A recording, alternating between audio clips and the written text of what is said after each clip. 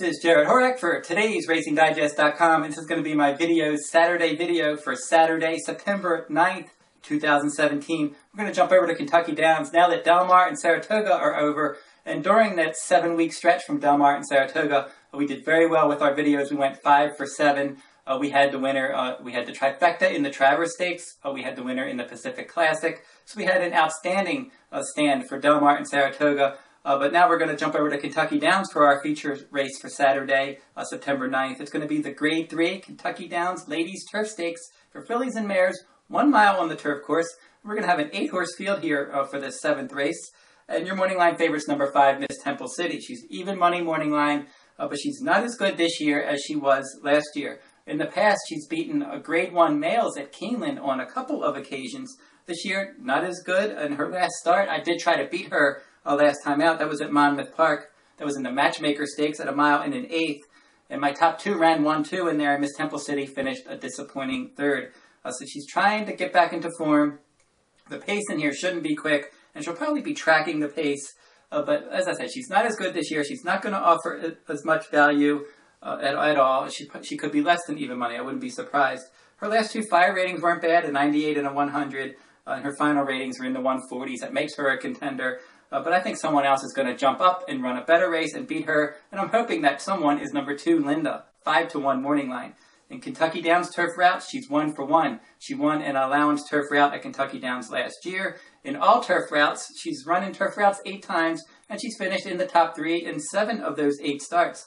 Her trainer, Ian Wilkes, in his last 15 starts, he's had 4 wins in 2 seconds, so he's been doing well lately. His regular rider, Brian Hernandez Jr., is going to ride back. Now, last time out, I think this one showed some signs of running back to her top form. She tailed off in a couple starts at Churchill Downs earlier this year. She didn't run poorly, but she just didn't quite run as good as she has in the past. But last time out, she got a 135 CPR, a 96 fire rating, and a 140 final rating, finishing up in 23 and change and finishing a good 2nd at Indiana Grand. Now, some of her good races last year, including a graded win at Churchill Downs last fall, where she got a 153 CPR, and then she got a 152 final rating. So she's certainly capable of running better numbers. And I think last time was a signal that maybe she's ready to get back into that good fall form like she was last year. And now she's had good time between starts. She'll be finishing in here, and she should offer a decent amount of value. She's 5-1 morning line, and I think that could certainly hold up. I wouldn't be surprised if she went off at least 4-1. Now, Zipessa is going to be my second choice.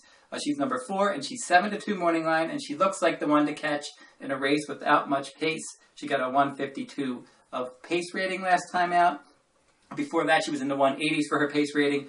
So she's certainly capable of getting out there, controlling the pace, and keep on going. She could easily do that. Her trainer, Mike Stidham, in his last 15, he's 5 for 15, and she's been in graded stakes in all of her recent starts. So she's got the class, she's got the speed, she's got sharp connections. She'll be out there. She'll try to slow things down under Joe Bravo. Joe Bravo is a good speed rider. And with Mike Stidham, he's 2 for 3 with a 2nd. So he's doing good work with that barn. And look for Zipessa to try to get out there and wire the field. And then look for Linda to try to run her down.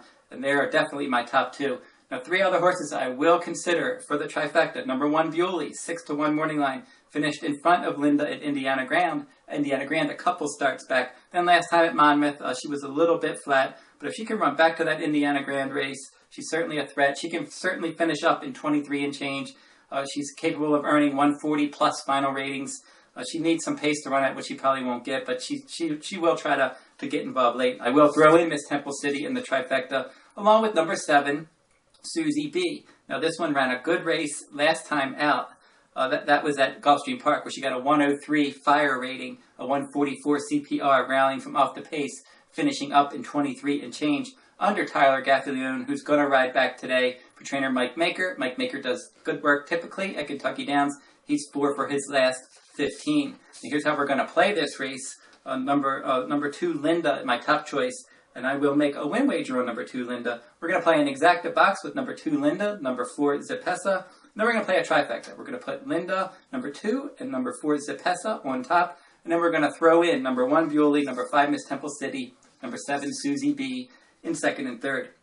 The trifecta looks like 2-4 with 1-2-4-5-7 with 1-2-4-5-7. If you're interested in this complete digest, for Kentucky Downs for Saturday, September 9th. You can find that at todaysracingdigest.com. My full cards will resume with the Santa Anita Fall Meet on September 29th through October 29th. That'll wrap up this week's video. We'll be back next week with another stakes race from around the country.